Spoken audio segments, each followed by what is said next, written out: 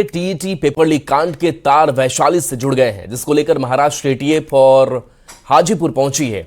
नगर के कचहरी रोड स्थित क्विक डिजिटल दुकान में छापेमारी की। यहां कई दस्तावेज और डिजिटल सबूत भी एसटीएफ के हाथ लगे हैं। साथ ही रात के लगभग 1 बजे तक चले इस रेड में एसटीएफ ने साइबर कैफे को चलाने वाले सोनू को भी गिरफ्तार कर लिया है। इसके अलावा 2 अन्य लोगों को भी गिरफ्तार किया है, जिससे महाराष्ट्र एसटीएफ अपने साथ ले गई है। बताया जा रहा है कि 1 जुलाई से ही महाराष्ट्र एसटीएफ की टीम हाजीपुर पहुंचकर जाल बिछा रही थी और देर रात दुकान पर धावा बोल दिया। जानकारी मिली है कि गिरफ्तार आरोपी दुकानदार सोनू और उसके भाई विकास की तलाश एसटीएफ कर रही थी, जिसमें से सोनू की गिरफ्तारी हो चुकी है, जबकि विकास की तलाश जारी है। ये भी जानकारी मिली है कि सोनू और विकास का टीईटी पेपर लीक के मास्टरमाइंड विजेंद्र से संबंध है और सभी मिलकर शिक्षा के क्षेत्र में बड़ा गिरोह चलाते थे। महाराष्ट्र में परीक्षा से ठीक 24 घंटे पहले टीईटी का पेपर लीक हुआ था, जिसको लेकर परीक्षा रद्द कर दी गई थी और अब जो है बिहार से इसका तार जो है जुड़ गया है और महाराष्ट्र एसटीएफ की टीम आज वैशाली पहुंची है, हाजीपुर में। ये कचहरी रोड मैदान है और आप देख सकते हैं कि यहाँ पे महाराष्ट्र एसटीएफ की टीम पहुंची है, जो छापेमारी कर रही है। यहाँ एक साइबर कैफे है और उस साइबर कैफे में से कुछ गड़बड़ी हुई थी, जिसकी जांच करने के लिए यहाँ महाराष्ट्र एसटीएफ की टीम पहुंची है।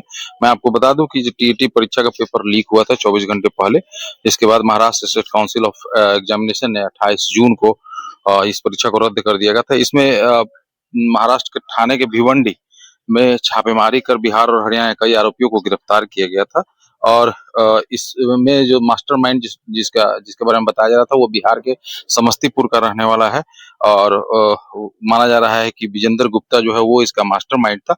और उसके बाद अब एक नई अपडेट जो है इस पूरे परीक्षा पेपर लीक मामले में जो आया है, वो ये है कि हाजीपुर से भी इस मामले का तार जुड़ गया और महाराष्ट्र एसटीएफ की टीम अभी हाजीपुर कचहरी रोड पहुंची। और अभी रात का समय देख सकते हैं आप कि कचहरी रोड के अंदर एक साइबर कैफे और इसी कैफे में पिछले कई घंटों से जो है महाराष्ट्र एसटीएफ की टीम जो है लगातार छापेमारी कर रही है और जांच कर रही है कि क्या कुछ निकलकर सामने आता है। में कई तरह के पेपर लीक पहले भी हो चुके हैं और अब ये महाराष्ट्र में पेपर लीक हुआ है टीईटी का, जिसको लेकर महाराष्ट्र एसटीएफ और महाराष्ट्र सरकार जो है वो सक्रिय है और लगातार जो है वो बिहार के कई ठिकानों पर, हरियाणा के कई ठिकानों पर छापेमारी की जा रही है, जिसमें विजेंद्र गुप्ता का नाम मास्टरमाइंड के रूप में सामने आ रहा है और इस मामले में कई लोगों की गिरफ्तारी भी हो चुकी है। अब देखना होगा कि अभी जो ये हाजीपुर में जो छापेमारी हो रही है कचहरी रोड में, उसमें क्या कुछ निकलकर सामने आता है। प्रफुल्ल कुमार, न्यूज 18 हाजीपुर। प्रफुल्ल हमारे साथ फोन लाइन पर है। प्रफुल्ल, एसटीएफ की कार्रवाई को लेकर क्या अपडेट आपके पास टीईटी पेपर लीक को लेकर? जी देखिए, इसमें कल देर रात लगभग 1:30 बजे तक महाराष्ट्र एसटीएफ की टीम जो थी वो कचहरी मैदान हाजीपुर कचहरी रोड में स्थित साइबर कैफे में थी और काफी अहम दस्तावेज जो है वो पेपर लीक से जुड़े हुए इस कैफे से मिले हैं। डिजिटल जो एविडेंस होते हैं, डिजिटल सबूत हैं, वो भी एसटीएफ ने बरामद किया और अभी तक 3 लोगों की गिरफ्तारी जो हुई इस मामले में हुई है। एक सोनू कुमार है जो ये संचालक है और एक राकेश कुमार नाम के युवक की गिरफ्तारी हुई है। दूसरा सोनू के भाई विकास, उसकी भी भूमिका जो है वो काफी संदिग्ध है और उसकी तलाश जो है एसटीएफ को है और एसटीएफ काफी सक्रियता से उसे तलाश रही है। बताया ये जा रहा है कि जो समस्तीपुर का विजेंद्र गुप्ता जिसे मास्टरमाइंड बताया जा रहा है, उसके संबंध जो है वो कहीं ना कहीं सोनू और उसके जो सबसे छोटे भाई विकास उसके साथ था। तो ये कुल मिलाकर ये कहा जा सकता है कि देखिए, जो महाराष्ट्र में टीईटी हुआ था उसके तार वैशाली से जुड़े हैं और वैशाली ही नहीं, बिहार के कई जिलों से सामने इस तरह के मामले सामने आ रहे हैं। समस्तीपुर का जो मुख्य आरोपी बना है इस पूरे पेपर लीक कांड का, विजेंद्र गुप्ता, उसके अलावा वैशाली में कल रेड हुई है और 3 लोगों की गिरफ्तारी हुई है और फिलहाल एसटीएफ की टीम जो है वो पूरे मामले की जांच कर रही है। तो इस तरह से आप कह सकते हैं कि एक बड़ा गिरोह जो था वो संचालित हो रहा था। विकास पे कई आरोप भी लगे हैं, पहले भी मैट्रिक परीक्षा में नंबर बढ़ाने का मामला हो या फिर इंटर परीक्षा में नंबर बढ़ाने का मामला, तो सभी जो मिलकर एक बड़ा शिक्षा के क्षेत्र में एक बड़ा गिरोह चलाते थे, एक बड़ा सिंडिकेट चलता था और इस तरह से घालमेल किया जाता था। तो कहीं ना कहीं महाराष्ट्र एसटीएफ और महाराष्ट्र सरकार ने इन लोगों पे दबिश दी है और इस पूरे मामले का खुलासा करने के लिए महाराष्ट्र पुलिस लगातार जो है वो रेड कर रही है। जी चलिए, बहुत बहुत शुक्रिया इस अपडेट के लिए आपका। सीतामढ़ी से बड़ी खबर है, जहां रीगा थाना क्षेत्र में दिन दहाड़े बेखौफ अपराधियों ने पिस्टल के बल पर सीएसपी संचालक से करीब 1,70,000 रुपए लूटकर इलाके में सनसनी फैला दी है। घटना अनहाड़ी स्थित सेंट्रल बैंक के ग्राहक सेवा केंद्र की है। जानकारी के अनुसार सीएसपी संचालक राजेश्वर ठाकुर अपनी दुकान में मौजूद थे। तभी बाइक पर सवार 3 बदमाश वहां पहुंचे। तीनों अपराधी दुकान के अंदर घुसे, शटर गिराकर संचालक को पिस्टल के बल पर बंधक बना लिया और गले में रखी नकदी के साथ उनकी जेब में रखे रुपए भी लूट लिए। वारदात को अंजाम देने के बाद तीनों बदमाश आराम से फरार हो गए। पूरी घटना सीसीटीवी कैमरे में कैद हो गई है, जिसका फुटेज सामने आया है। रीगा थाना पुलिस मौके पर पहुंचकर जांच शुरू कर दी है। पुलिस के अनुसार बदमाशों की पहचान कर ली गई है और उनकी गिरफ्तारी के लिए लगातार छापेमारी की जा रही है। पटना वासियों को बिहार सरकार की तरफ से बड़ी सौगात मिलने जा रही है। पटना मेट्रो का परिचालन अब मलाही पकड़ी तक आज से शुरू हो रहा है। सीएम सम्राट चौधरी बिहार के लोगों को इसकी सौगात देंगे। नगर विकास एवं आवास मंत्री नीतीश मिश्रा ने कहा कि लोग आज से 6.2 किलोमीटर मेट्रो की यात्रा कर पाएंगे। इसके साथ ही अगले चरण में मेट्रो मीठापुर तक शुरू होगा और उस पर भी काम शुरू कर दिया गया है। तो देखिए, अगले चरण में मीठापुर तक ये मेट्रो चलेगी, तो आज शुभारंभ किया जा रहा है। सम्राट चौधरी की मौजूदगी होगी। मलाही पकड़ी तक मेट्रो सेवा का शुभारंभ किया जा रहा है और इस नए खंड का उद्घाटन आज सीएम सम्राट चौधरी करने वाले हैं। नीतीश मिश्रा ने भी अपनी जानकारी दी है। अब बता दें कि मलाही पकड़ी से न्यू ISBT तक ये मेट्रो का सफर होगा और ये सफर इस सेक्शन का 6.2 किलोमीटर तक का होगा, जहां पर किराया 15 रुपए से लेकर के 30 रुपए तक इन स्टेशनों के बीच रखा गया है।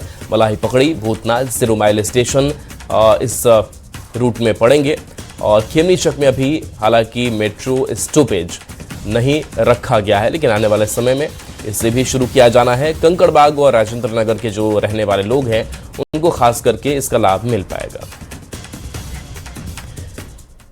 भोजपुर के चर्चित भरत भूषण तिवारी एनकाउंटर केस के आरोपी पुलिस अधिकारी एक बार फिर से सवालों के घेरे में आ गए हैं। दरअसल जगदीशपुर के तत्कालीन SDPO राजेश कुमार शर्मा, जो भरत एनकाउंटर केस में हत्या के आरोपी बनाए गए हैं, जिनके खिलाफ मृतक के परिजनों ने FIR तक दर्ज कराया है। आरोप के बाद 24 जून को जिन्हें SDPO के पद से हटाकर पुलिस मुख्यालय अटैच किया गया था, महज 7 दिन बाद उसी अधिकारी की एक नई पोस्टिंग होती है और उन्हें बना दिया जाता है मद्य निषेध विभाग का DSP। अब इसी पोस्टिंग को लेकर सवाल उठ रहे हैं। ये रिपोर्ट आपको दिखाते हैं।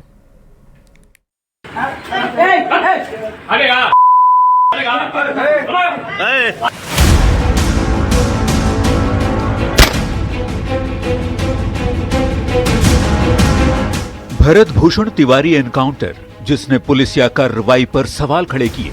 पुलिस के एक्शन पर ऐसा घमासान मचा कि बात समाज से लेकर सियासत तक गरमाई रही। मामला देश की सर्वोच्च अदालत तक पहुंच गया।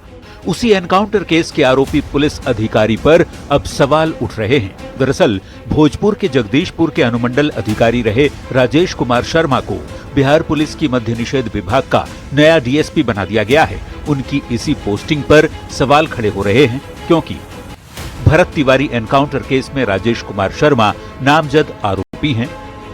उन पर शाहपुर थाने में हत्या का केस परिवार वालों ने दर्ज कराया है। FIR दर्ज होने पर उन्हें जगदीशपुर SDPO के पद से हटा दिया गया था। 24 जून को राजेश कुमार शर्मा को मुख्यालय अटैच किया गया था। 7 दिन बाद अब 1 जुलाई को मद्य निषेध विभाग के DSP बनाए गए। 1 जुलाई को बिहार सरकार ने 53 DSP के तबादले की सूची जारी की, जिसमें राजेश कुमार शर्मा का भी नाम है। उनकी मद्य निषेध और नारकोटिक्स कंट्रोल ब्यूरो में DSP के तौर पर तैनाती की गई है। आरोपी पुलिस अधिकारी की इसी नई जिम्मेदारी को लेकर सवाल खड़े हो रहे हैं। बता दें, इसी महीने 17 जून को भोजपुर के शाहपुर प्रखंड के बिलौती गांव में भरत तिवारी का एनकाउंटर किया गया था।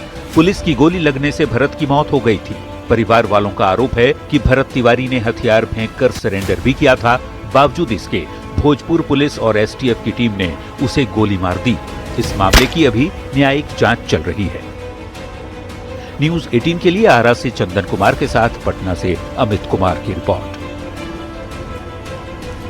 भोजपुर के बिलौटी गांव में हुए कथित एनकाउंटर में मारे गए भरत तिवारी की हत्या में आरोपी जगदीशपुर के तत्कालीन DSP राजेश कुमार शर्मा को नई जिम्मेदारी मिलने के बाद बवाल शुरू हो गया है। परिजन लगातार आरोपी पुलिसकर्मियों को फांसी की सजा देने की मांग कर रहे हैं, तो वहीं सरकार की ओर से राजेश कुमार शर्मा की पोस्टिंग किए जाने का मामला तूल पकड़ता दिख रहा है।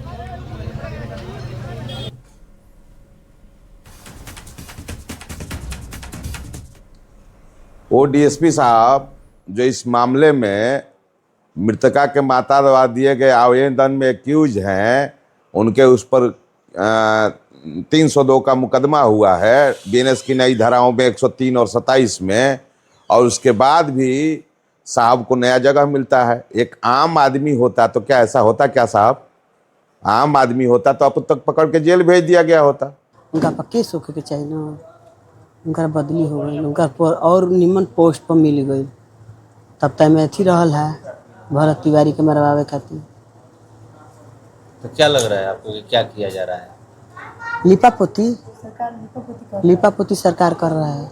हम ये मांगल चाहते हैं जितना आदमी हमरा के आके सब कहले बा कि हम रवा साथ बनी, आवस लोकाल सब कोई जितना लोग जे आई रहे सबके बुलाहट बा हमरा तरफ से, सब कोई आओ। मतलब ये कौन सा कानून है हमको तो समझ ही में नहीं आ रहा है। वो तो अपराधी है, वो तो उस पे तो अपराध लगा है, हत्याकांड लगा है। मतलब यहाँ से ट्रांसफर कर देने का मतलब क्या बनता है, समझ में कुछ आ ही नहीं रह रहा है हम लोग को। क्या किया जा रहा है, क्या नहीं किया जा रहा है, ये सब मतलब लिपापोती करने का तैयारी चल रहा है। भरत एनकाउंटर में आरोपी बनाए गए डीएसपी राजेश शर्मा को मद्य निषेध विभाग में नई पोस्टिंग पर बिहार की सियासत भी गर्माती दिख रही है। आरजेडी और कांग्रेस ने इस पर सवाल उठाए हैं। वहीं सत्ता पक्ष की ओर से इसे प्रशासनिक प्रक्रिया बताते हुए जांच पर किसी भी असर से साफ इनकार किया गया है। जो लोगों ने कहीं ना कहीं ये सोचा था कि न्यायिक आयोग का गठन हुआ है, रिटायर्ड जज के नेतृत्व में न्याय आयोग बना है, एफआईआर दर्ज हुए हैं, डीएसपी पर भी एफआईआर दर्ज हुए हैं, न्याय और इंसाफ मिलेगा। लेकिन ये कैसा नीति, ये कैसा सोच सरकार का कि एक ओर एफआईआर दर्ज किए जाते हैं, दूसरी ओर उसी डीएसपी का तबादला उत्पाद विभाग के पटना हेडक्वार्टर में कर दिया जाता है। जांच चल रही है, इनकी इस पोस्टिंग का जांच पे कोई असर नहीं होने वाला है और कानूनी प्रावधान है कि अगर अधिकारी बर्खास्त या निलंबित नहीं हो तो कहीं ना कहीं उनकी सेवाओं को संबद्ध किया जाता है। इसी कानूनी प्रावधान के तहत आज उनकी पदस्थापना की गई है, उनकी सेवा विभाग के एक अंग में संबद्ध की गई है। वो कानून के प्रावधान के अनुसार है, पर उस एफआईआर में और जुडिशियल इंक्वायरी में अगर कोई भी व्यक्ति दोषी पाया जाता है तो फिर कानून उस हिसाब से अपना काम करेगा। देखिए, भरत तिवारी हत्याकांड में आरोपित डीएसपी की फिर से पोस्टिंग करना सरकार के क्रियाकलाप पे प्रश्न चिन्ह खड़ा करता है। दरअसल अभी जुडिशियल इंक्वायरी चल रही है और जो आरोपी राजेश शर्मा जगदीशपुर के एसडीपीओ थे वो इसमें एक्यूज्ड है। खासतौर से जो भरत तिवारी की मां के द्वारा एफआईआर लॉन्च किया गया है। तो कुल मिलाकर के ये समझ नहीं आता कि सरकार जो बिहार की है वो संविधान से चल रही है या अराजकता से चल रही है। किसी भी अधिकारी का ट्रांसफर होना एक प्रशासनिक और रूटीन प्रक्रिया का हिस्सा है। इसे किसी भी तरह से जांच से समझौता या किसी को क्लीन चिट मिलना नहीं माना जाना चाहिए। हमारी पार्टी और एनडीए सरकार पूरी तरह से न्याय के साथ खड़ी है।